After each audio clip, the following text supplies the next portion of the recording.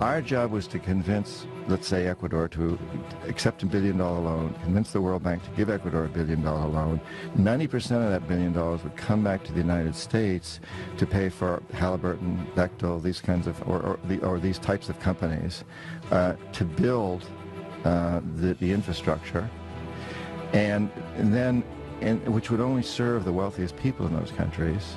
And then the country would be stuck with this huge debt, which over time would continue to be refinanced and get larger and larger and larger, so that in fact today, Ecuador owes more than 50% of its national budget just to pay down its debt service, which means there's very little money left to go to pay for the education or health services for the poor people, who are the ones who suffered from these projects. It was their rivers that were destroyed as we built hydroelectric plants. It was their land that was destroyed, and while a few of their people got wealthy, as a few of ours did. So now they're saddled with this incredible debt that they can't possibly pay. And so we go in and demand our pound of flesh, very much like the mafia. That's why we called ourselves hitmen.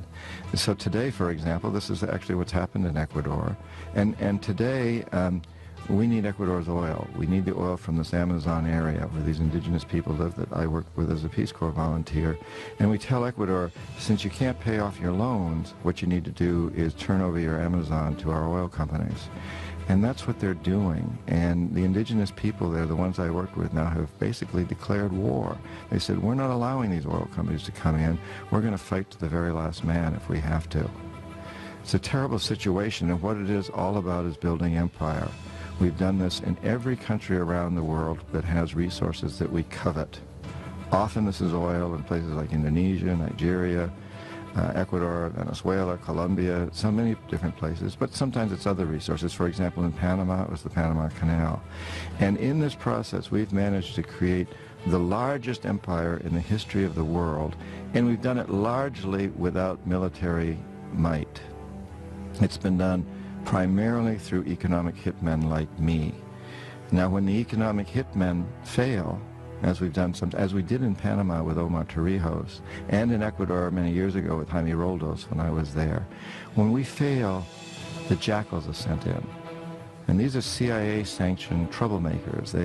They will try to foment coups in a country. They'll try to overthrow the president. If they fail, if they're not able to do that, then they'll assassinate him. And Jaime Roldos of Panama, who was not overthrown, so he was assassinated. And Omar Torrijos, Jaime Roldos of Ecuador, Omar Torrijos of Panama, the same thing happened. We economic hitmen failed, the jackals went in and assassinated these presidents. It happened with Allende in Chile, Arbenz in Guatemala, and it's part of what Vietnam was about. And when the jackals fail, and the economic hitmen both fail, as in Iraq, the final step is for us to send in our young men and women to die and to kill. And that's what we're doing in Iraq today.